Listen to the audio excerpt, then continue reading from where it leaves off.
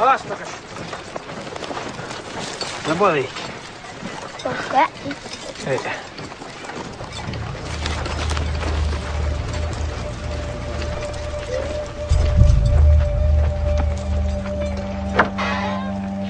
Nu är det taas vuotta. Tässä joku mun puolemassa.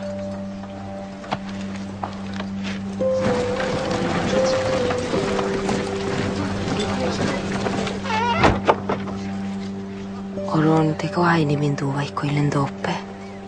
Maanna ohtsala nis. Imas jurtista kolai tiedämä jaki joutelvas teiven tuu.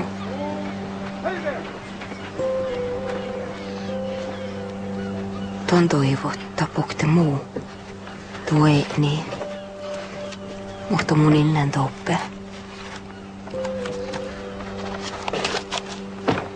Te on noin joita meillä yhtä kalkano aini hikaktakin selken tunne. Manin tataapu vai. Maan näille vaattis selket jäkkää surkarista apusai. Tällä raave solmus ja haaleran kähtsälit selke.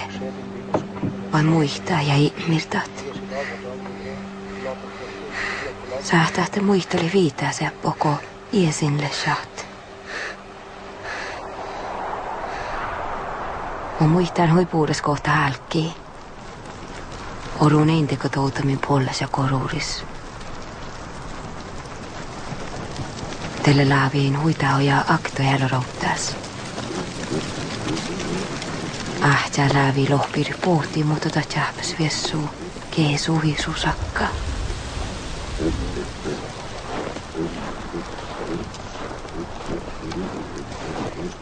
Lägger mahte pohtaan? No ei hädiske.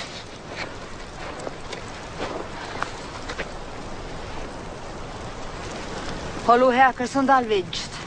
Sulle häitään juhkaamis. Häistän. Nuo horrokilämän. Taivaltelaagi. Tämän fällt tonna ihmidit. Mun isähti kieltiin viime vuotina. Ja viine tauhpi. Har ollus paha vuotna. Ei buhte både i gäsake.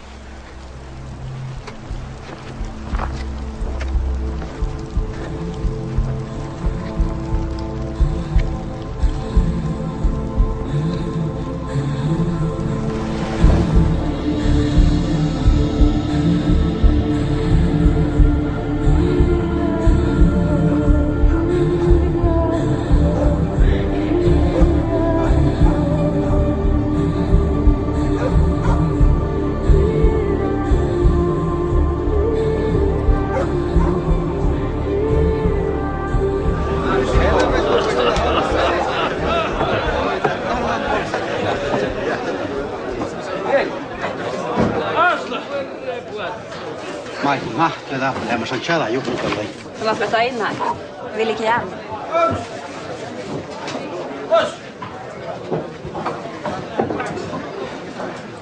Vaihtoehto lyömässä Suomessa. Joo. Ja on vähän juhkamme.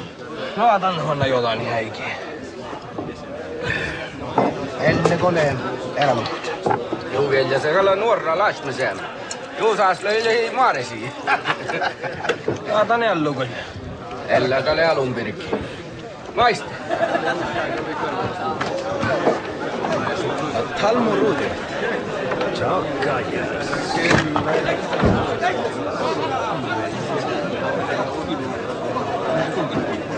Mahte. Ja äikki vuolikin rokto. Ala kui. Mon sitäs. Täällä minun. Kosta kalvulle. Kalvuut kaltuuppin, niin tiskaa tuhkin.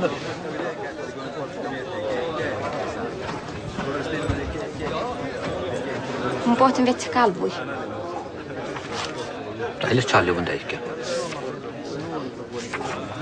Saatko Charlie pajas? In. Onko niin saat? Mahte. Vai naatso kalvui? Helvete. Oi tälle. Färte vielä kämäksit. Helve vähän vilkkittele. Ryttyläitpä tselkasit sälkänä. Hai ryttäle. Helve. Ja kysähtämään.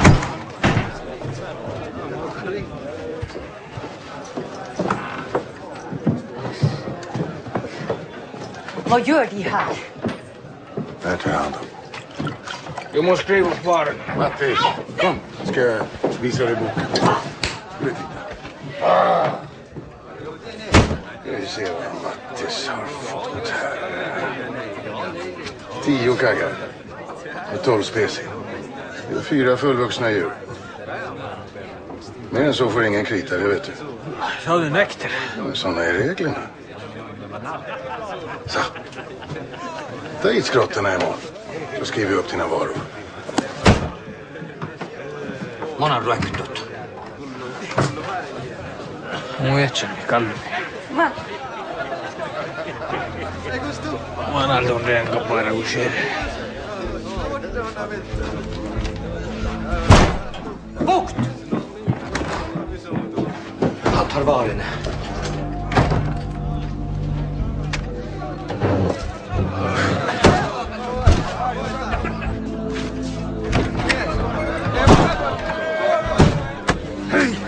Helle saa bukt.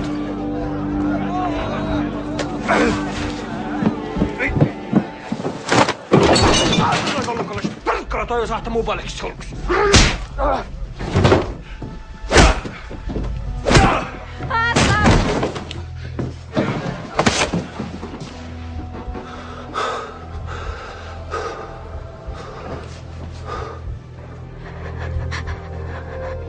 Mahte.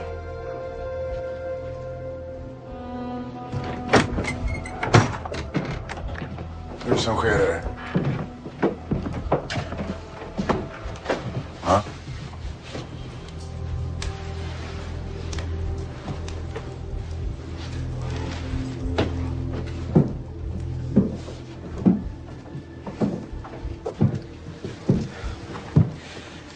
De må få matvarene sine. Jeg kan betale. Ta hit dem. Minä puolisutikkai. Minä kaupassa tääpä ehkä min maususunje vinnike. Vad säger de? Men vilka handlar här med det? Kiva tallelle lohti. Mun ääni. Ka mun sattuu olki kuolen hieluta, mutta kun mahti chelaka.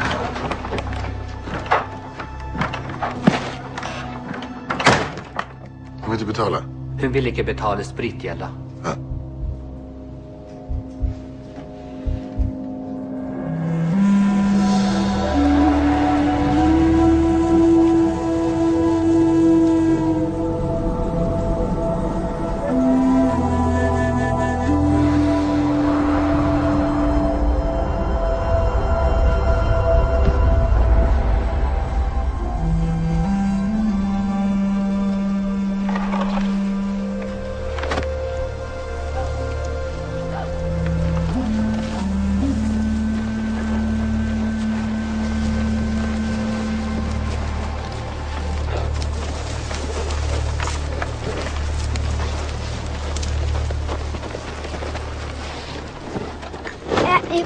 kuossi. Mahte. Ikka pajas Mahte, puhut kuossi. Ei ole.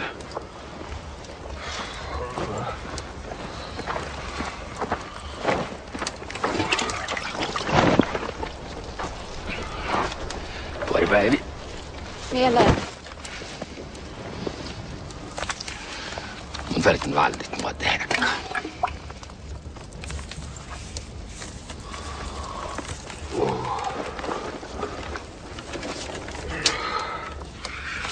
Mitä? Du skulle välge gammal. Den är max. Eikä lääkäläs. Jos ei maafse. Eller länsman i Vaggovalli domadags. Niin mä se jolles eilu tänne viinovuotimin. Det första vet heitit jukamis. No olisi vihtä heikkaa. Puhti idros muuta. Kullahan jorga ruhtin nupaava. Maht. Voitte mieltä vaatii, mä juon.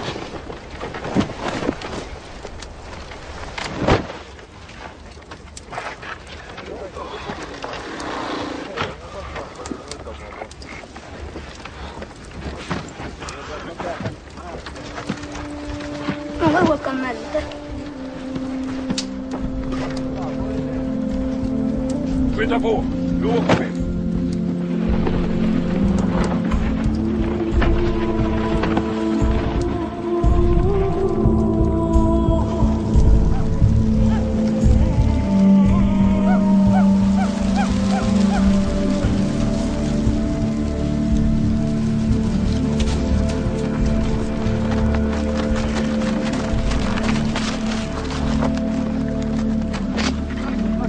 Då är det klart. Allt är i ordning. Rätt. Vogt. Vi må finne en annen løsning på dette. Hur då? Jeg kan ta med de 10 kannene han skylder. Ja, så slipper vi å slakte. Det går inte. Han är ju trots allt min bror. Han får betala sina skulder som alla andra. Sätter vi igång.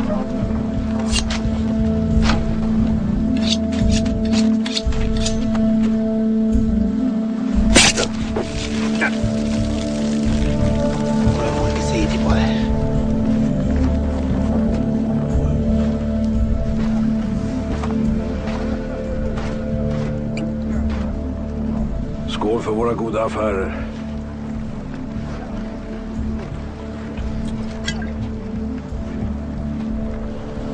Nej, behåll den bara.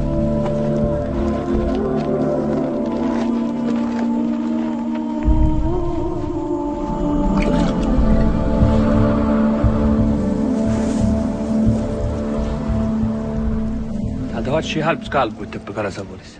No tappana maarahkana tal. Joo, jos me kaupset õppe. Männe seitsemältä ja vuotta. No tiedä, skal tiinisi vähän ruuvaista. Kuinka tuonne mieltä? Tuppana kirkkomeassut. Mä voin mältä. Tonga vahtsa ahkulusa. Hännehän me nakstin. Mitä tälle? Koso tarkkaa.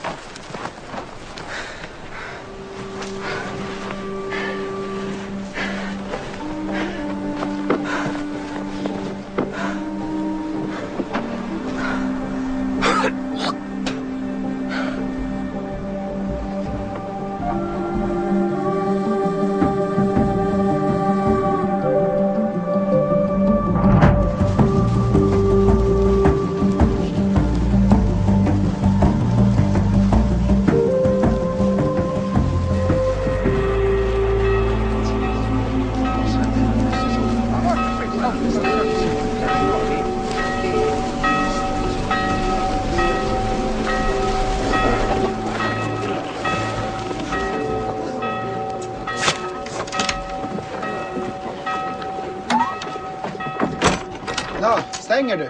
Jajamän, allt är stängt under mässan. Kom med till kyrkan så får du handla sen. Det är Listadius som talar.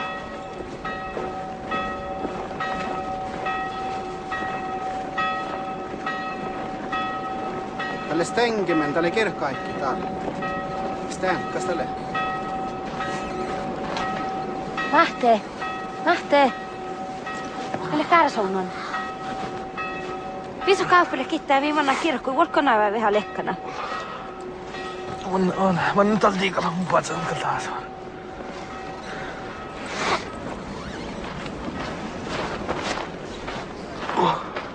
Och vi har alla sett hur sunda människor förvandlas till ynkliga kryp.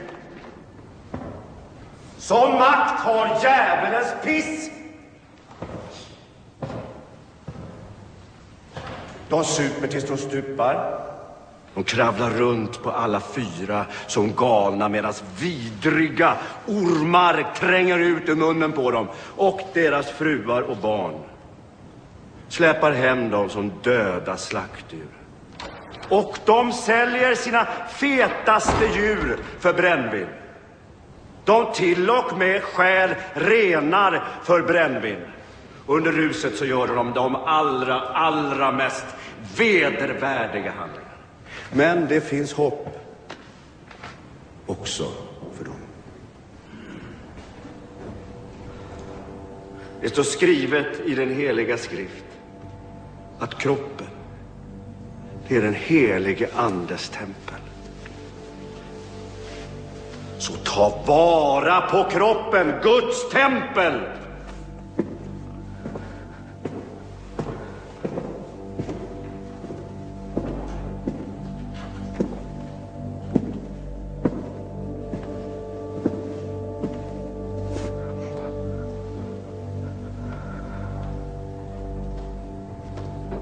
Det står i den heliga skrift att främlingen som bor i er ska stiga allt högre och högre upp, medan ni själva, ni sjunker lägre och lägre. Din oxe ska slaktas inför dina ögon, men du ska inte få smaka av honom. Är det det ni vill?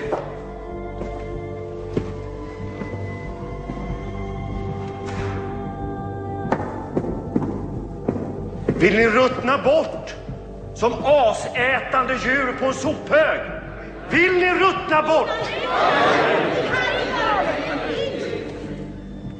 Så gör bättring medan ännu finns tid. Sluta supa! Sluta slåss!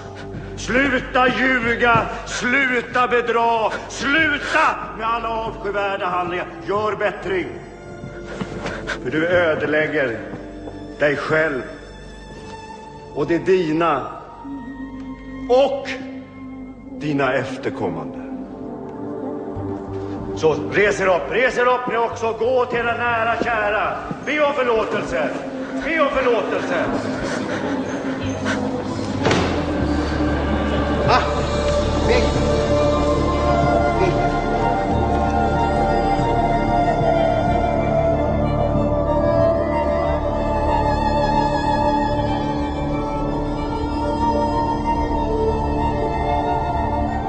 Herre, jag ber dig, ge honom kraft så han kan bekänna sina synder inför sina närmsta och inför dig.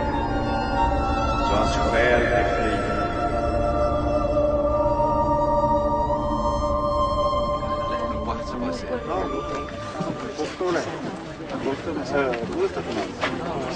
Muna on marssuja. Ursäkta, herr prästen. Jag skulle vilja fråga om ni skulle kunna komma till oss i Kautokeino. Vi behöver hjälp med att stoppa spritförsäljningen. Nu kan inte prästen hjälpa dig. Han är nästan aldrig där. Och när han väl är där så bor han hos spritförsäljaren. Ja, jag önskar jag kunde hjälpa till, men jag måste fortsätta mitt arbete söderöver. Men om inte prästen kan hjälpa, då får ni ta saken i egna händer. Så läs de här orden. Det kommer väcka den slumrande flamman som finns i era hjärtan. För så står det i skriften. Att himmelriket, det finns inom oss. Lycka till. må den allsmäktige hålla sin hand över er.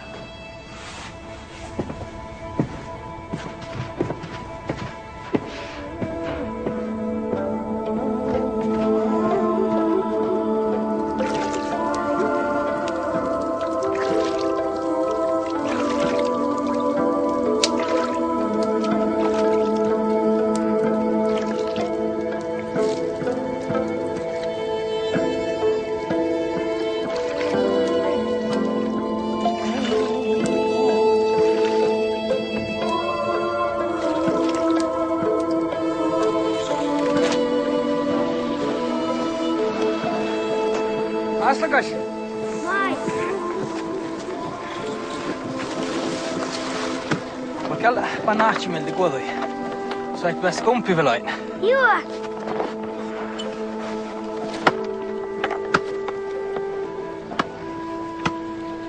Uudesinkin. Uudes.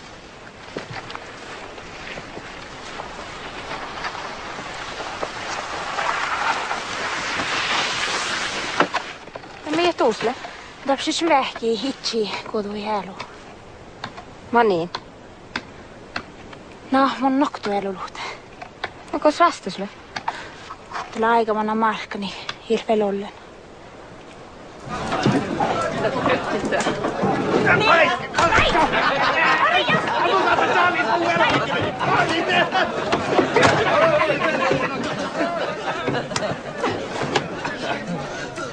Lastushofet folk melde roktutaan. Aletaan, tiktalo, varaa. Tää ei kulunje. Oi luelle. Vaihte taas.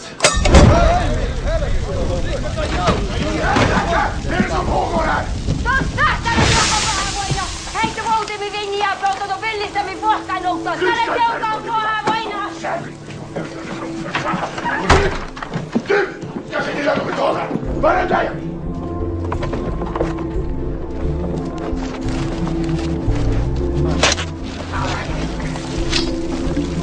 Den har väldigt massa. Skål för en god handel.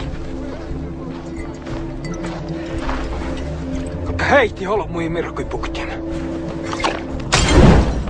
Sonki juhka, ivatso rääfis elustis. Son kirta viidni manis, teko tjurot rääppi manis. Lestarysa saani jokse vaimui. Vähätsi melte alke holmotahka porarusaa. Mutta kiemane kauppi niin mannan saanu puudas, komeasta puhkaa heistä juhkaamis polli viinniin. Miisle sakka ilolla saikitelle. Puhkaa ei kun lohkaisuu teostai. Ja ääne äänet juovolit se minoskuun.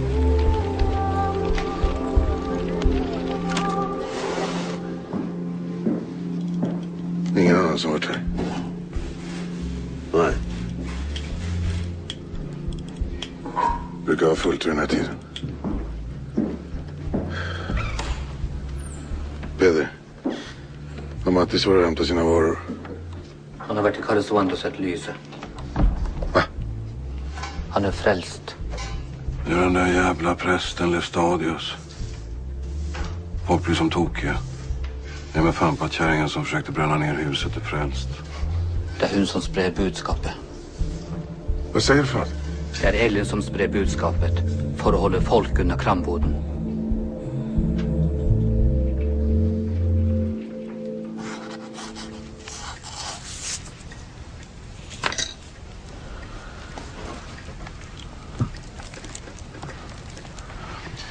Vet du vad, älskling? Skulle du inte kunna följa med posten tillbaka till Alta och tillbringa sommaren där med din familj? Så kunde jag resa till Sverige och ta reda på lite mer om den här Lestadius. Ja?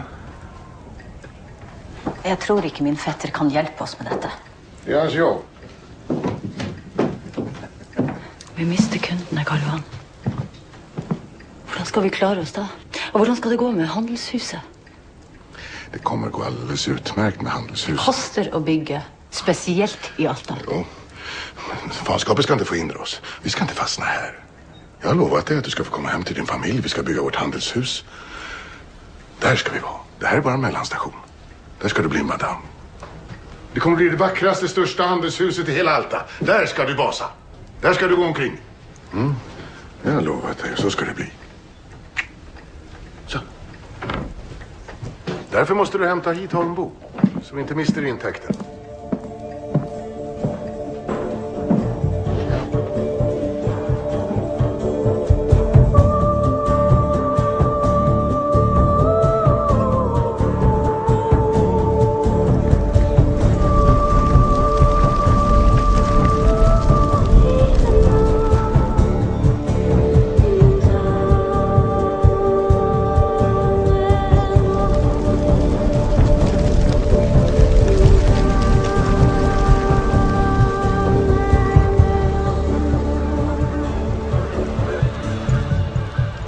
Muistan keesi hui puures.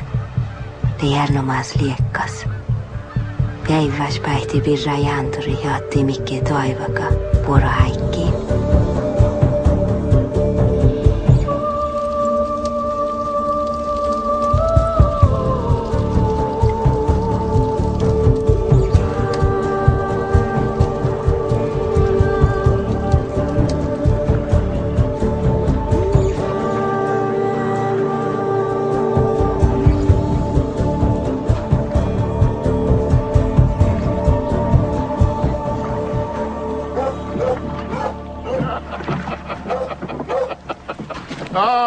Jag ser att sommaren i Alta har varit snäll mot dig, min vackra. Jag tar emot.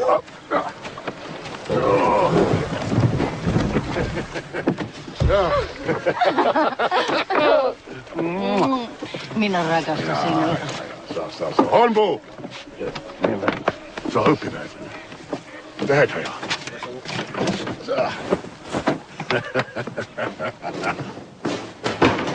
Ja, imponerande.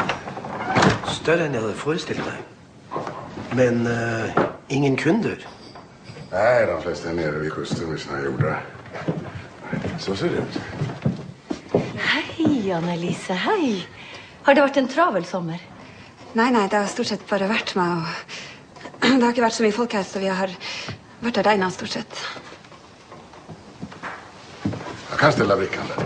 Så. Sakförare Holmbo. Annelise Blix. Kan Annelise gå upp och göra ordning rummet och sen kan vi göra ordning barnstugan också. Så ska vi ta oss en liten drink här. Så, hopp. Skål på sig. Skål. Prästerna, lyssnar du. Och länsmannen måste frukta för brännvinskrögan som för vargen. Som diar människoblod. De vågar inte ange brännvinskrögarna till tinget av blotta fruktan för livet. Brännvinskrögarna hotar att slå ihjäl dem som anger. Bla, bla, bla, bla, bla. Sånt drit är det han sprider bland sina lärjungar. Vad ska jag göra?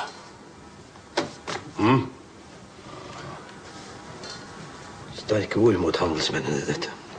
Och detta är prästens egna ord. Le stadius originale. Jag fick det i Sverige i somras. Ämbetsmännen själva behöver dricka. Själva behöver de lura samerna med brännvin. Sånt fyller han folket med. Är det konstigt sen om de går till angrepp, också rent fysiskt? Är det konstigt? Han torkar ut marknaden.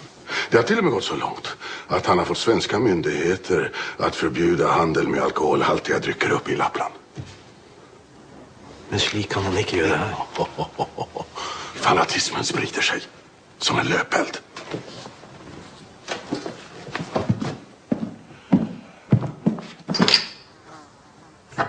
Och jag vet är den redan nu på väg till kusten.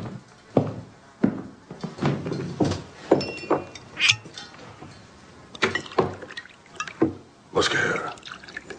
Bror, säg mig. Skål.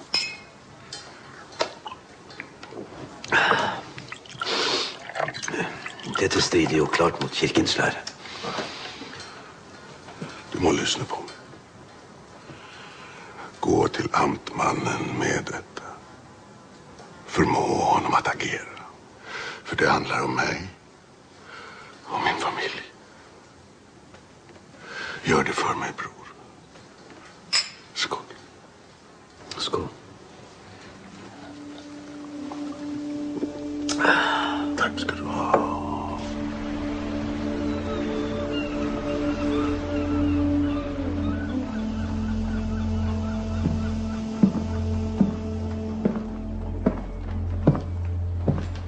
Jeg frykter for handelsmannens sikkerhet. Dette virker som religiøst svermeri. Et meget farlig sådan med fanatiske undertoner. De har allerede utført fysiske eksesser. Øvrigheten kan ikke gripe inn overfor slikt. Det er kirkens oppgave. De har jo ikke fast prest i Kautokeino. Da får vi sende en dit. En med autoritet og styrke.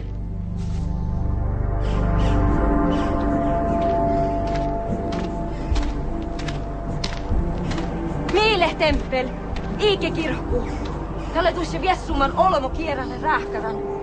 Aihtade mi Ikauno kirkkus. Talle mi vaimuin.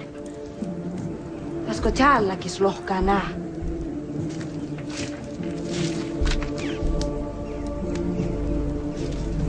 Aihtade mi. Kalkaa kohtiltiin patjel. Iimatus. Kalkaa suotjalihtiin. Päästihtiin vähän keinus. Keuppuin. Ke johti Vehtola saakaikuin. Maipa tuon aiku tappe. Kaita ermi luhta kaaranas. Olkos. Ta dem sammen! Våkn opp! Fra nå av er det slutt med slike ritualer. Guds ord skal ikke misbrukes på denne måten. Han skal tilbes under sømmelige forhold. Hvem er du? Det er deres nye prest. Hva for slags prest er du som trår folk? Jeg ber dere, kjære barn, møt opp i Guds hus, i kirken. Der skal vi sammen vende oss mot lyset. Dette lyset er Jesus, Guds sønn. Han som er sannheten, veien og livet.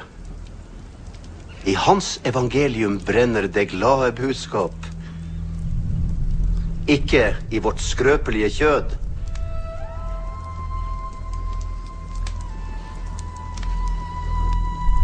Det står skrevet i denne boken.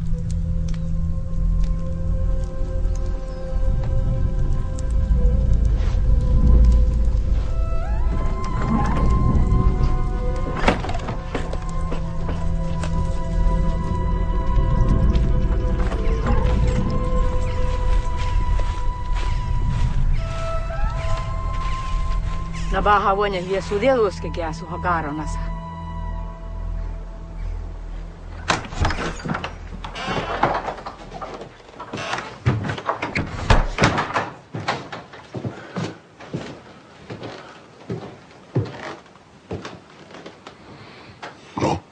Det er verre enn jeg trodde.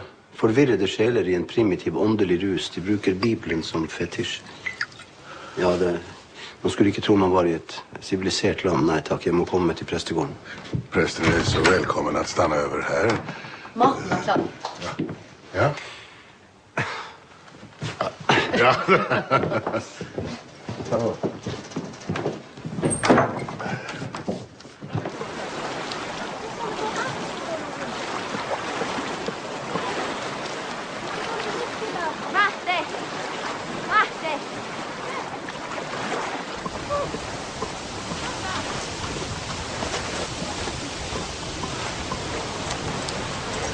Mulen teivän tän orra pähpä. Taille puoro olmos mahte. Manne. Tatsaski sopii nahkuu. Kiitsaskia. Tää orra pähpä. Taille puoro olmos. Se on aiku pissa ihmiin ja vähkii ryttä. Se on manaisu rampuutii.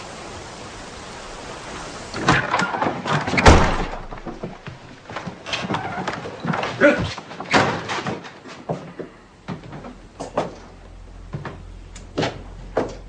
Vad vill ni? Vi vill snacka med prästen. Jag varnar er. Förolämpar ni honom så åker ni ut.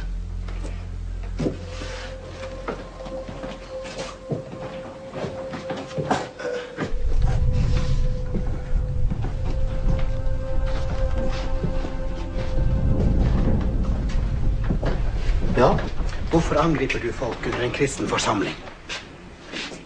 Ut fra et kirkelig standpunkt er slike møter ukristelige.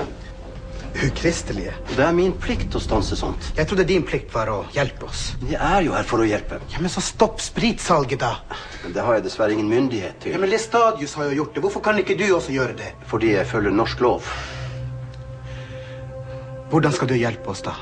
Jo, ved at vi sammen tilegner oss Guds ord.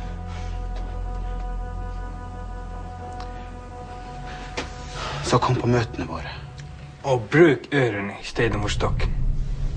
Er du kommet hit for å fornærme meg? Det du som fornærmer oss ved å slå folk. Räcker det? Mötet är avslutat. Jag har respekt för prästen. Ut härifrån! Hej, jag håller mig till att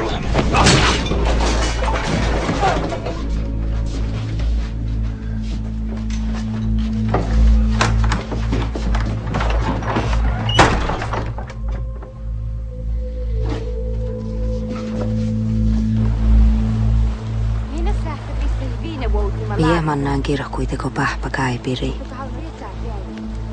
Se on saarniri kuoros kirkkuus. Ja mii jotkimet, miin johkimin kuin. Minä kullaisus meitä ollestan jouvjas. Joko talvi puuri vulkika aasla ja mons karsouni oasti kalvuit. Ulmille ei vuotihtei holmuje. Ja tiinet vähän surai. Jajamän, bättre pris får ni till hela Sverige, men det förutsätter ju att ni handlar med mig. Stol på det. Då ser jag väl här er snart igen då. Kauppasemimmana ei hui puuras. Eikä aktikä saa tarpaan kauppase rytterän puuras. Hei! Hei! Ures! Ures, täällä kalvot! Ures! Anna mig! Ne! Näkö jalka? Oos lähtää. No minä hanskiko ryttä, ei tapsi ryttäs kauppasi. Aslak kör runt med rajten och säljer varor på sidan. För att hålla folk under kramborden. Helvete!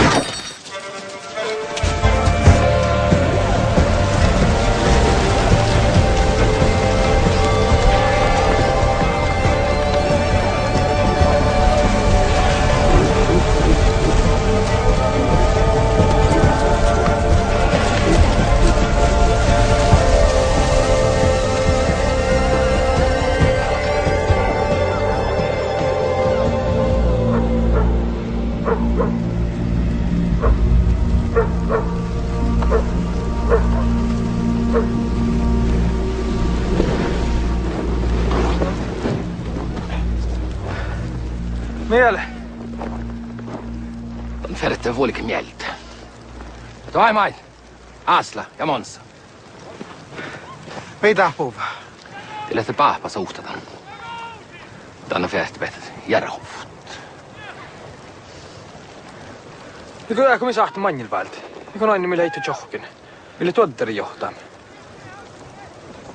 Ja, vi må vente till de har fått flocken upp på fjället. Ikke I helvete heller. De skal være med oss nu. Käp tiekohtslem. Pahpa renkt. Vi tar dem med. Ja, huoltas. Folk mieltä vai isata en pulittu.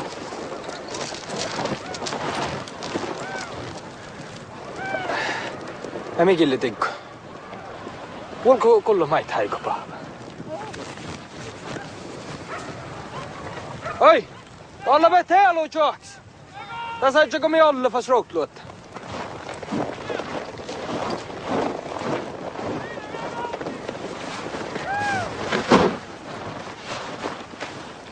Valtaan.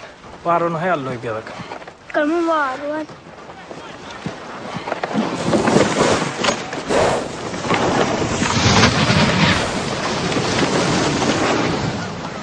Vi färtar helo johkis.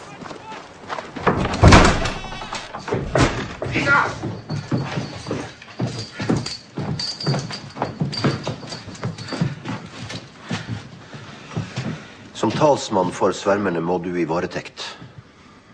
Arresterer du meg? Jeg ser ingen annen løsning, dessverre. Det har du ingen rett til. Jeg vil utføre min gjerning som pålagt meg av øvrigheten uten å måtte frykte for min egen sikkerhet. Det du, Lars Johan Bucht, som skulle vært I fengsel. Noen gir om at dette. Det går så gjorde jeg ikke skjønte. Kuule, mistä noin koko hiekkäillä farka? Muualkaan kähtsi, kun se skjønte.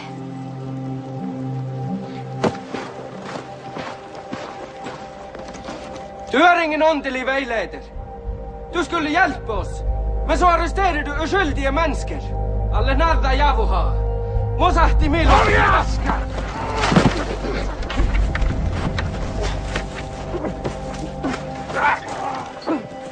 Det flere her som vil utfordre embetsverket?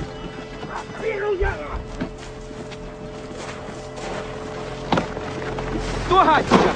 Mulla ei oikeastaan piiru auttaisi. Watcha!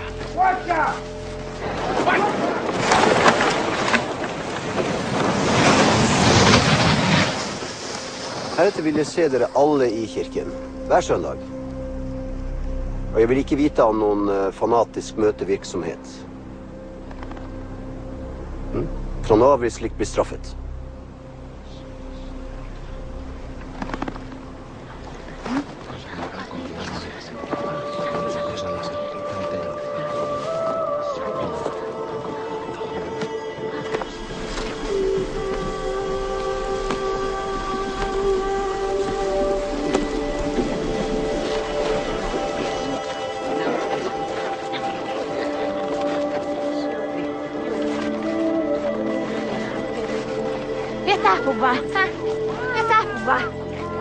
Vahvola saatte vuokkai kisos. Lähtemoi.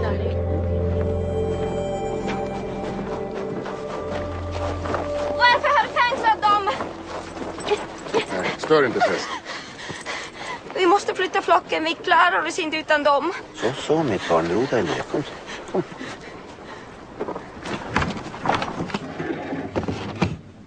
Tjocket.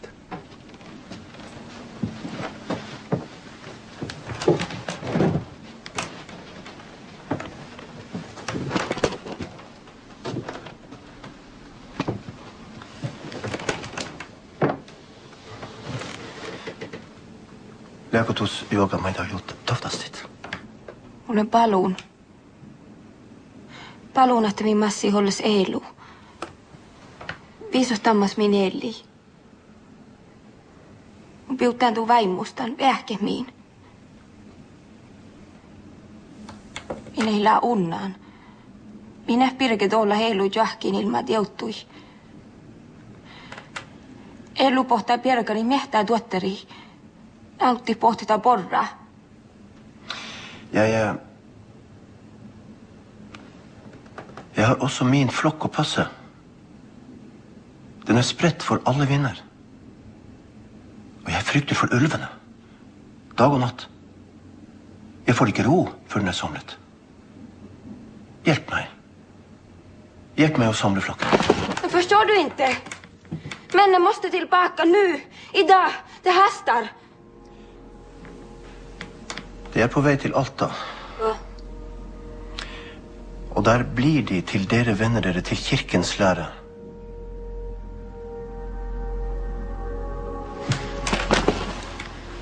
Gå tilbake til dine, snakk med dem. Jeg ber deg, hjelp meg å samle flokken. Jo fortere dere legger inn på en kristelig vei, jo fortere mennene tilbake.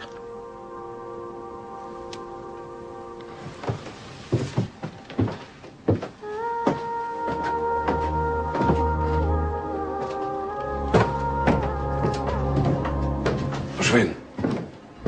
Han förstår inte.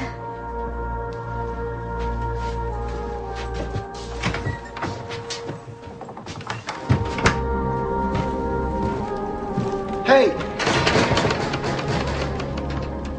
Hej!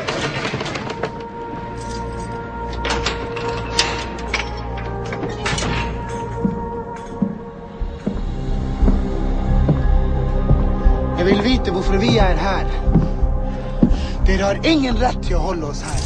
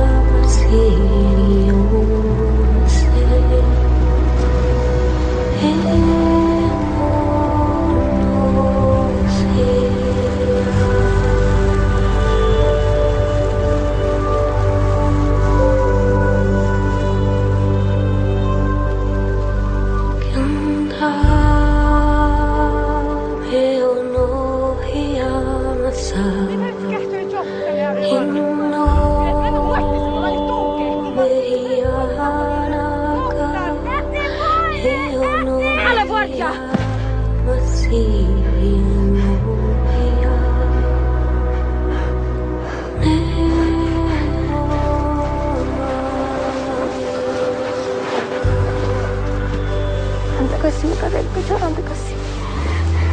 Inkuasia sahtakan ie inkuasia. Mulkan johke heilu. Iso sottavas puolella. Lohpirana.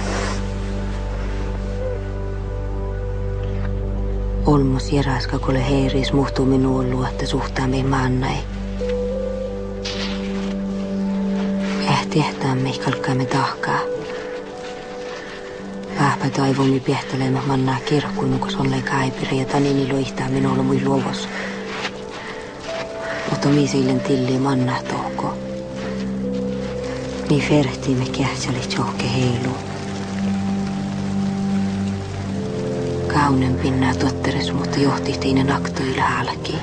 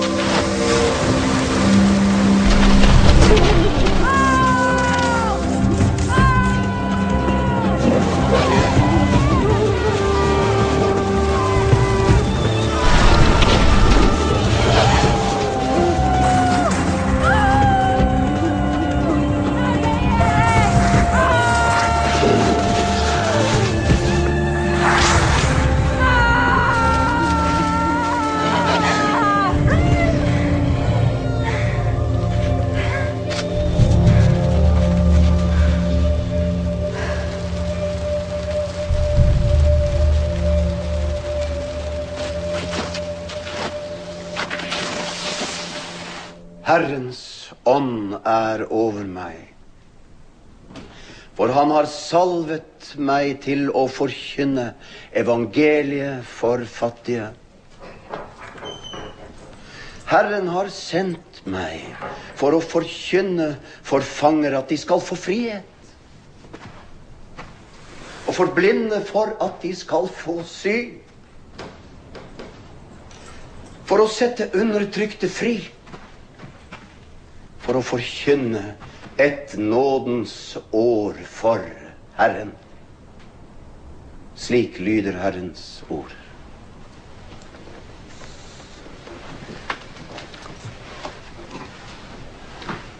Sett dere ned. Det gjelder deg også, sett deg ned. Jag måste få hjälp. Du som fått våra män inspärrade kan väl också släppa dem fri? Respekter kirken.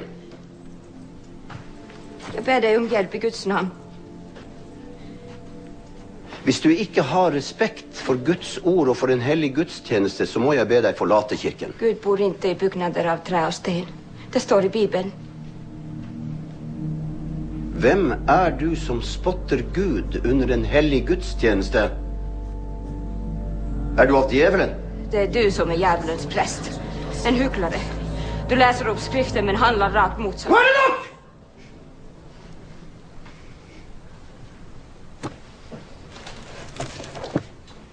Gudstjenesten er avlyst. Jeg må dessverre avbryte.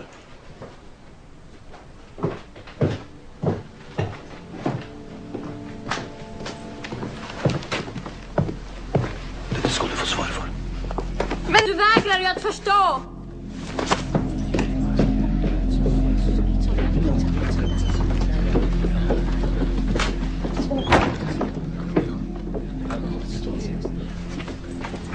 Tokvetvaltaan kittämin teuttui. Ilma sivaa. Kasku johtima. Ikähtselemme tuolla heilu johki muhän naakoran. Täältä oli pierkana miehtää tuotteri. Minä naakossa johke heilu ilmaa teuttui. Täällä vehki johke heilu. Täällä vehki ja juhmin teuttui hier kittikasas. Ihan taisa, että tuolla kittalassa on kuhkaa tuovu halka. Ifall. No loistesin luovos.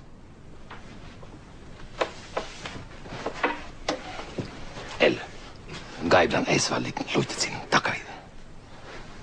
Vähkäitet jokis neilu. Kiisähtää dollet otnella. Johan Borre. Mä oon davagertsa, da en golkofoet mihan. Ingen må ved fengsling anholdes. uten på den ved lovene foreskrevne måte. Her foreligger ingen anmeldelse. Jeg forlanger derfor at presten snarest gjør det nødvendige for å sette mennene fri. Hvis ikke tar jeg saken opp til høyeste hold, til amtmann Harris. For på dette punktet er loven klar. Min iver etter å lede menigheten på rette vei har kanskje blindet meg. Jeg skal se hva jeg kan gjøre. Godt. Jeg takker, presten.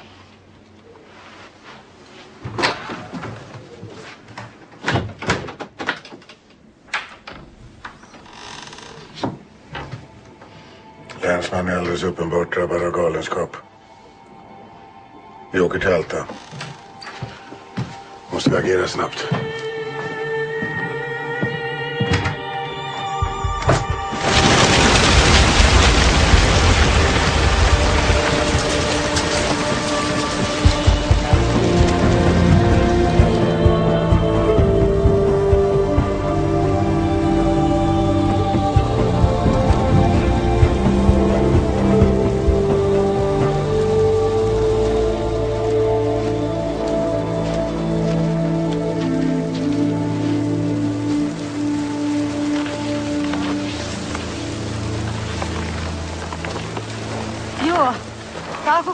Vastaan.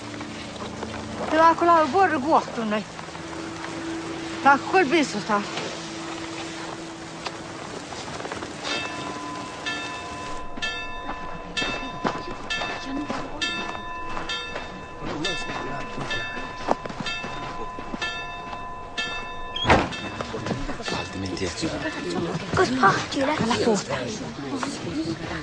Ja, jeg har innkalt dere alle hit for å kunngjøre følgende. Ole Isaksen Hetta er fra i dag avsatt som lensmann.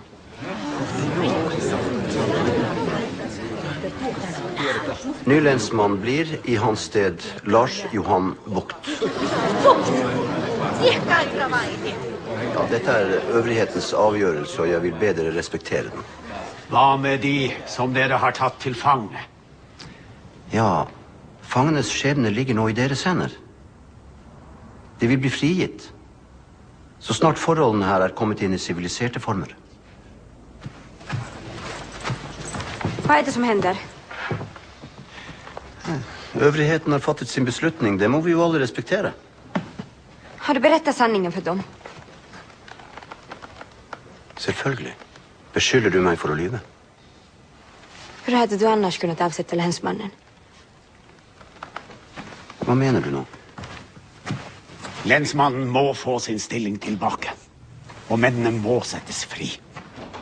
Hvis ikke de sørger for det, så må vi selv ta kontakt med amtmannen. Nei. Du har ingen bemyndigelse til å fremsette et slikt krav. For siste gang vil jeg be om respekt for øvrighetens avgjørelse. Erit.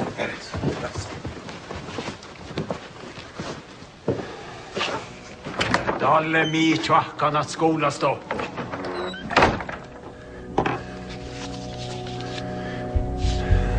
Geigedan reive bismi, farkamus laimeldre. Aduama. Hva er det med?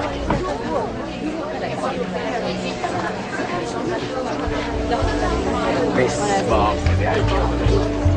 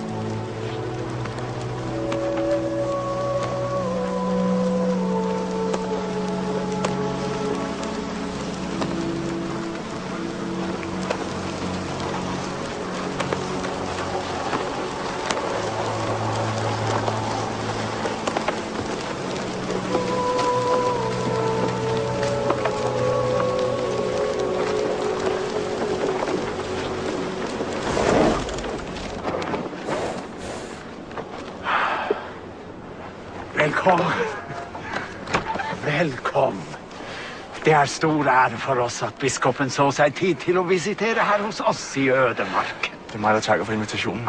Velkommen, biskop. Og turen her var en sand fornøjelse. Kom, lad os gå in i skolestuen. Der er fyrt upp och där är varmt.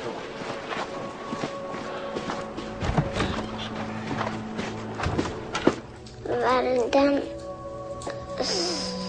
som tror på han ikke skal fortapes, men ha evig liv. Dit och än. Det var bra. Tak skal du have. Ja, det var den sista. Ursäkta. Får jag ställa en fråga till biskopen? Ja. Kan man arrestera oskyldiga människor?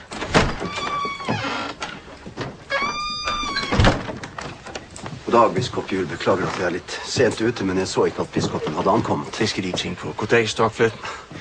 Jeg må sige, at jeg er overvældet over kundskabsniveauet i jeres menighed. Selv de mindste læser flydende. Jeg tror, at det aftagende forbrug af brændevin og den øgede læsefærdighed er bevis på, at de er på rette vej. Jeg må sige, at jeg føler mig hensat til en anden verden. Jeres oprigtige længsel efter Gud rører mig dybt. Jeg vil gjerne invitere biskopen på et lite måltid. Tusind tak, Stockflet.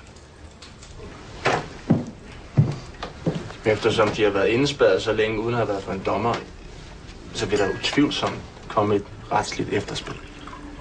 Tak. Hvad mener du?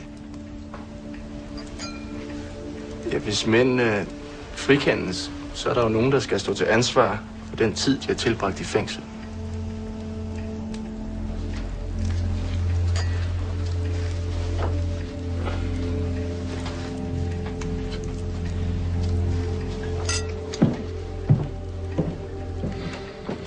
Som jeg ser det, er det utrolig vigtigt, at vi som kirke ikke tager part i en verdslig konflikt. Vi har et utroligt stort arbejde i at genskabe tilliden til menigheden.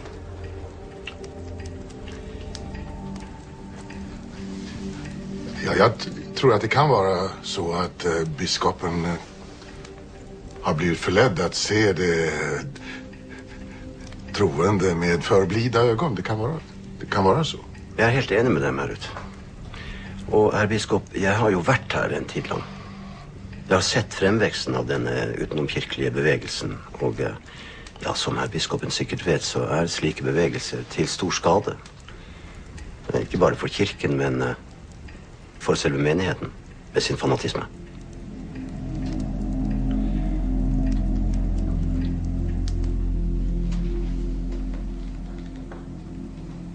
Nu skal vi også huske, hvorfor jeg er kommet her til Gaudokano.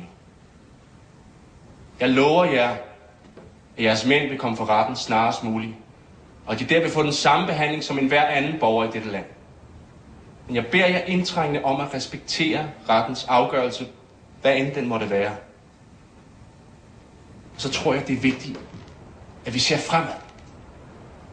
At vi sammen genskaber tilliden mellem kirken og jer. Og derfor har jeg besluttet at finde en ny dragtens mand, som sammen med jer kan finde det lys og den varme, som vi mennesker søger efter.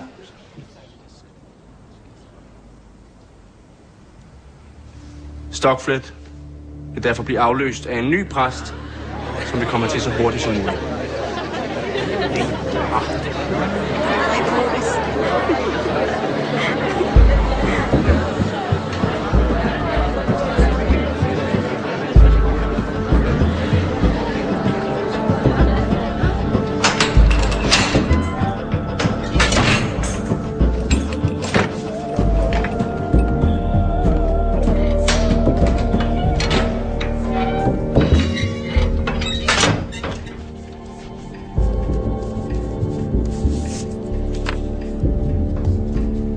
Olet se tuomuhakaa tuolla on ollut muih kittakasas no kuhkaa.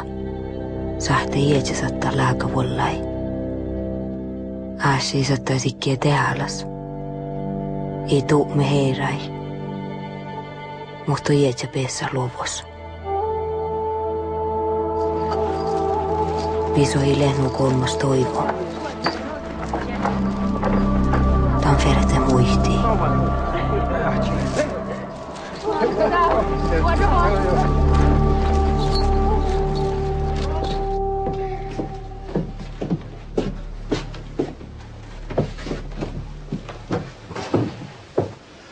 Retten satt. Bring inn tiltalte nummer 1.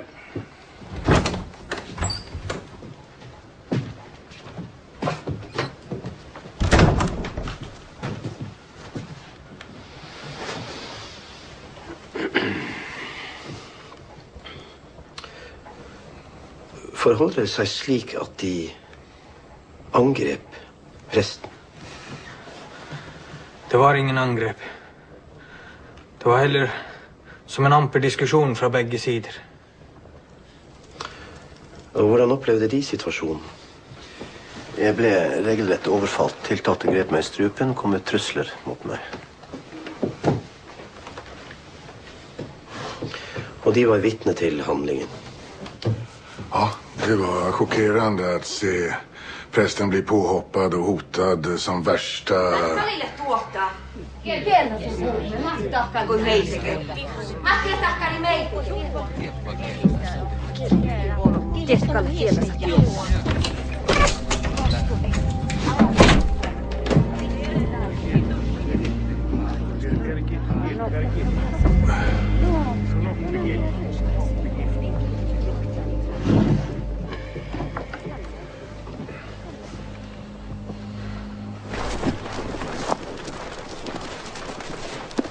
Ellen Skum.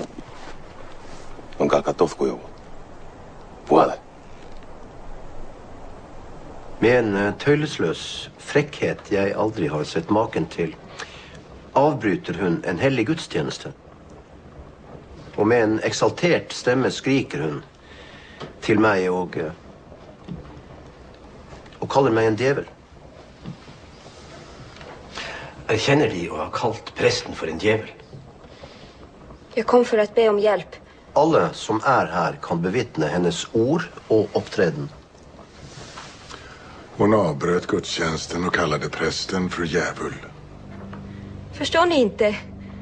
Vi behövde hjälp och prästen ville inte tala med mig någon annanstans. Respekt för rätten. Tiltalte kan bringes ut.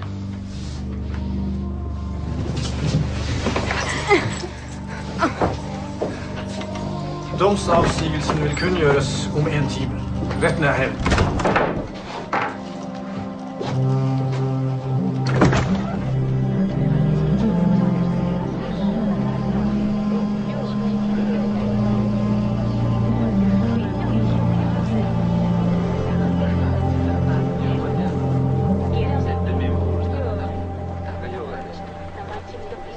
Aktor Holmbo har lagt ned påstand om følgende dommer i denne saken. Aslak Jakobsen Hetta idømmes fengsel på vann og brød i 15 dager. Rasmus Spein 15 dager på vann og brød. Mons Aslaksen Somby 15 dager på vann og brød. Mattis Jakobsen Hetta for å ha angrepet en embetsmann dømmes han til 8 måneders straffearbeid. Ro i lokalet. Stille der ute!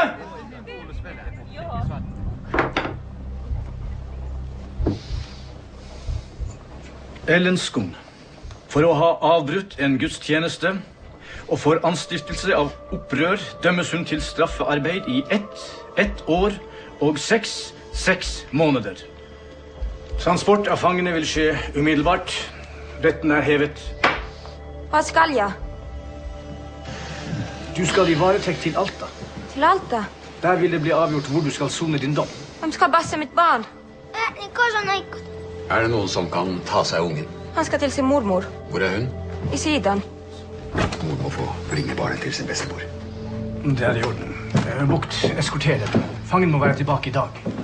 Otetaan kuussa.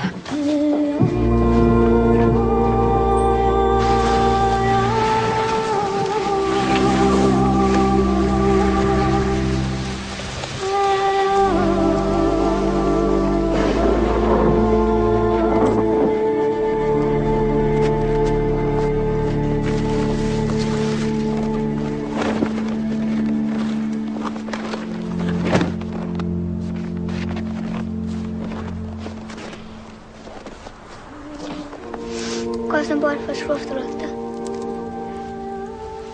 Pohtaa Kessi, että pohtaa vasta talvi. Että pohtaa vasta Kessi. Että kun pohtaa vasta talvilutta, ne ei niin vasta ruoftulutta.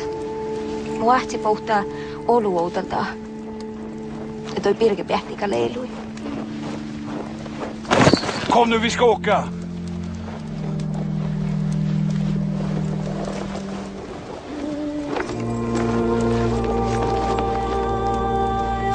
Pajalta järvan, ei niin reanka. Tiedäkin tiedä vuorai etsäjä. Ja niin puhutaan vas.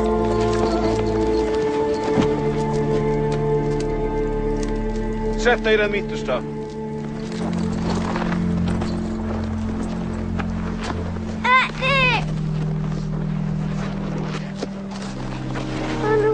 Kalau mana puures, niin reanka mana puures. Napuures.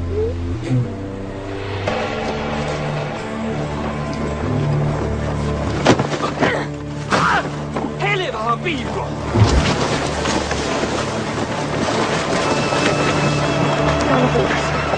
Stanna! Vad fan, helvete!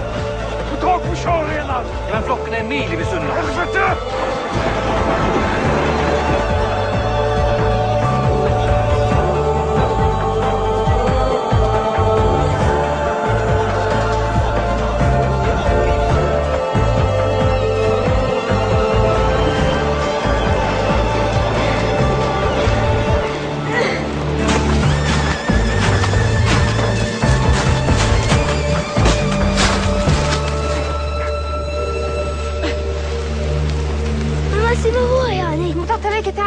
Tältä hesästä saa kuorroa mun luottaen.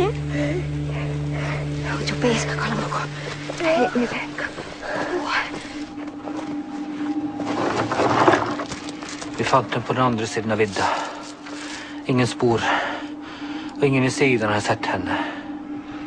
Skaffa fram folk och se till att få tag på henne. För skönt.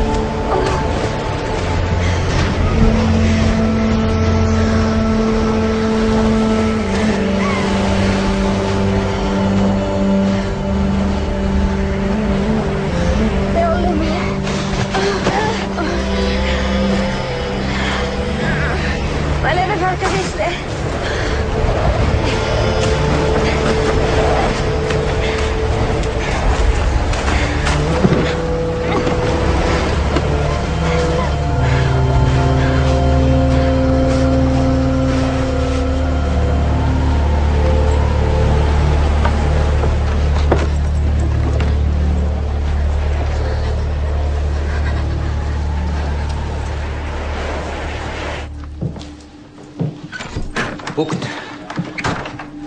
Vi finner ikke henne. De holder henne skjult til Aslak er fri. Hva? Så vil de kjempe for å få dere dømt i stedet.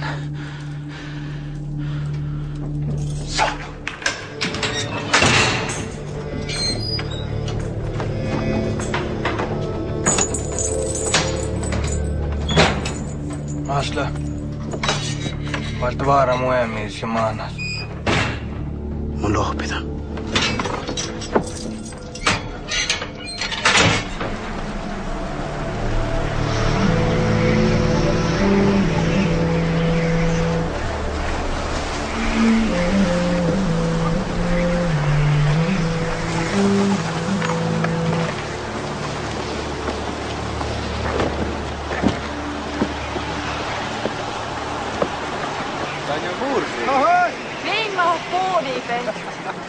Aslakasle. Täällä jätnismelde. Jätnismelde. Tämä kospa hentille. Eller pahtara. Pahtara? No, torfikohtai. No. Mun heiluille. Täältä kala tjuäkis. Mulla on 4 vuotta peltsut. Kostalla. Munko inte vill heita pohtan. Täällä loobihäppä fankkatsiovat. Tuon varat jätä kostalla. Tappeli jafka jokte det kostar lä. Mun vuodan että se on iespuhta. Sin puolella, det fätte länsmän joita tahkat. Ella liikanne. I voikko juudiin olemme. Puro jaska. Otetaan joanamasla emeltä elli. Täältä radintuekin. Just on i puolella, te iesson färti killet. Hyvä täällä. Se iskari ahsikolut. Vai? Saat sä saada pakon juofan. Mun färtin elinooma. Wow!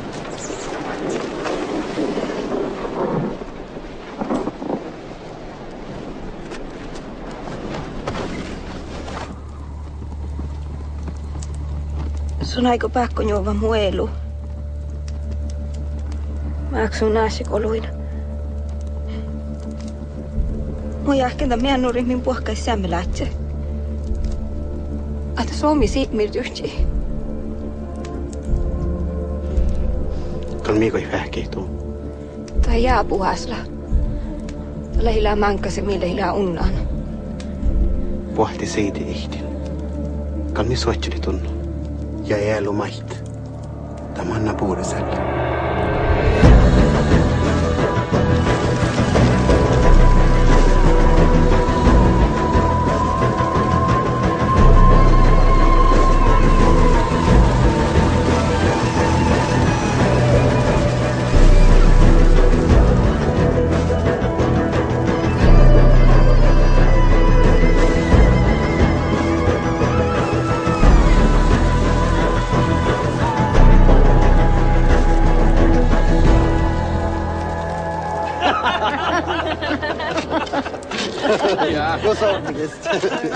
Ja ehtimin puhkamanna seittimeltä. Ja tjohka takar eluun, mille koastike oinon tain tuottari. Tämä pitää, joo. No vitsi, kun minä parin saarna, se jorraa kamait.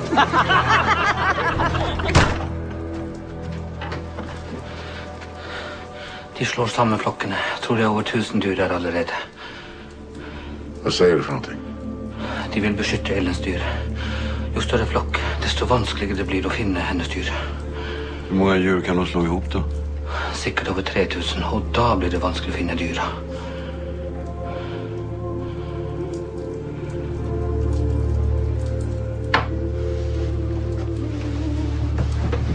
Ta flocken innan det är för sent. De finns bäck på att Osmanus. Vielä. Tuossa valdi med min bohtui.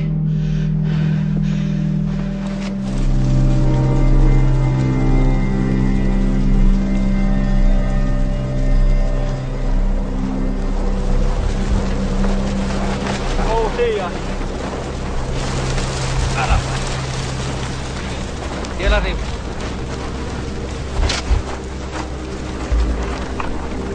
Meistä takaa. Toni pahtanut mun sohpun lei. Tonne saitti länspäin min väitsi tuu ielu. Todettu, että tahka-auton mahtele pohtaan. Tuu saa äsja kuulu mäksit. Vält sukittaa. Tuonko länsmällussa. Me jatke per bort.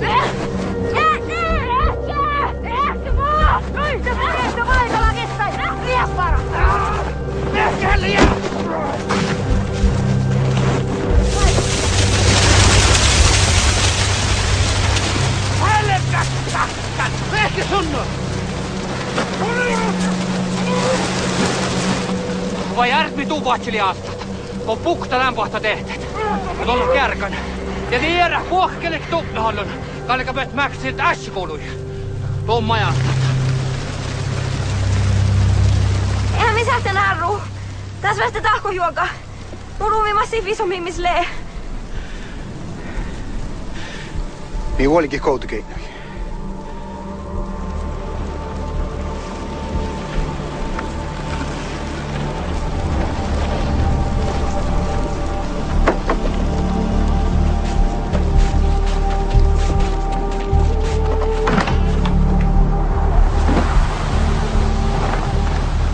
Baca kuusa.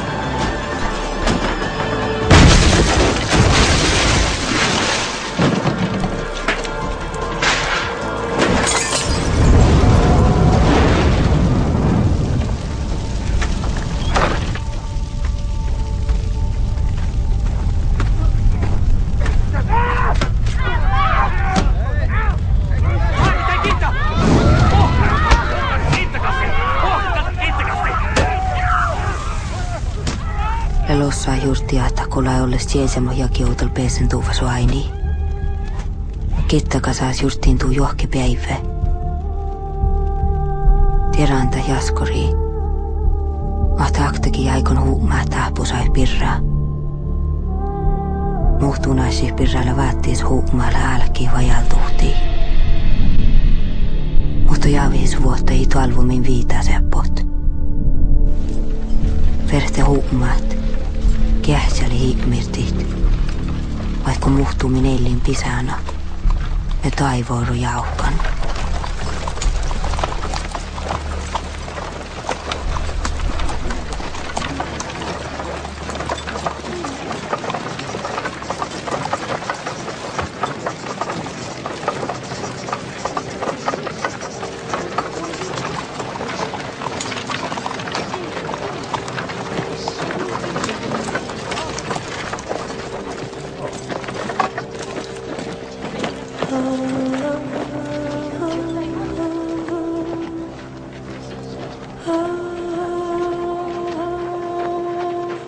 Spenning helt om!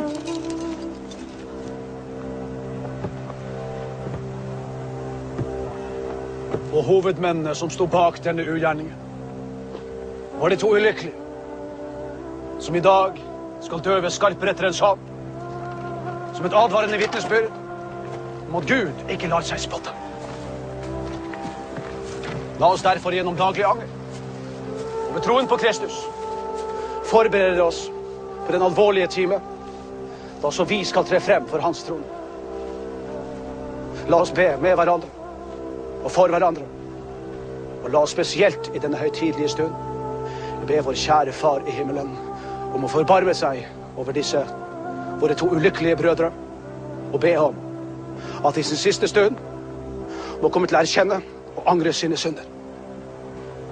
I Jesu navn. Amen.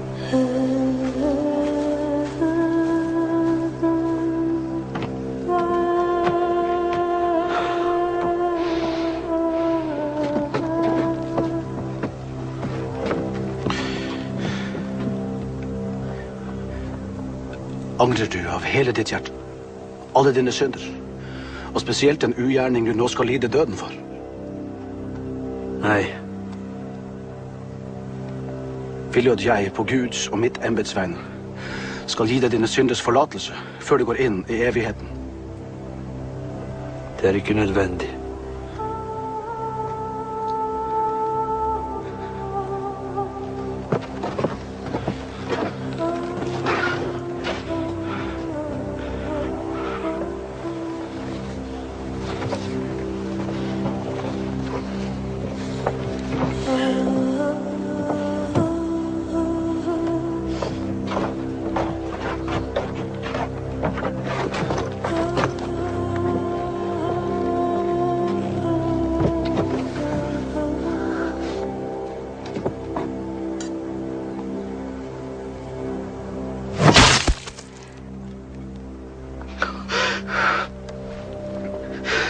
Jeesus, vaasti mun.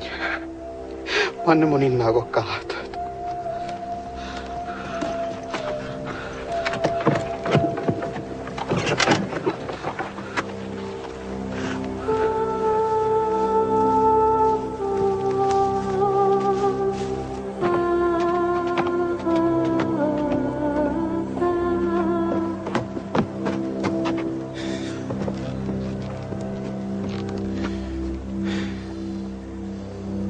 Da du nå skal forlate denne verden og tre frem for den allvitende dommer, så ber jeg deg oppriktig og høyt å svare meg.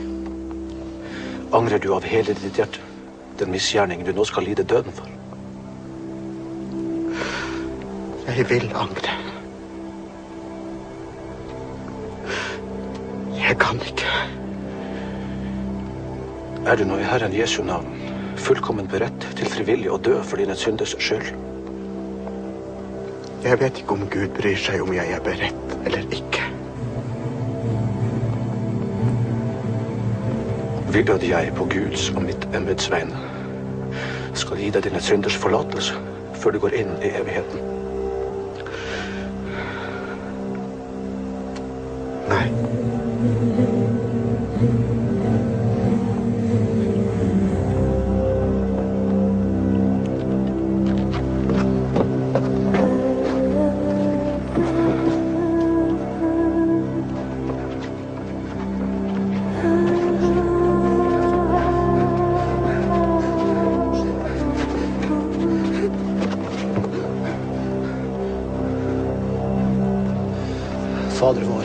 som er i himmelen. Helliget vorde ditt navn. Kom ditt rike. Skje din vilje som i himmelen, så opp på jorden. Gi oss i dag vårt daglige brød, og forlat oss vår skyld, som vi og forlater våre skyldnere. Led oss ikke inn i fristelse, men frels oss fra det vonde. Suai kuuri kamiin, mutta sun on taiva ei jauhkan. Taninko taiva ei jäämme koassie. Ta johtaa viitaaseen pohorraa vaimujen, orraa puolpaje, eko kirraa piekkami lohpira liekka keesiin.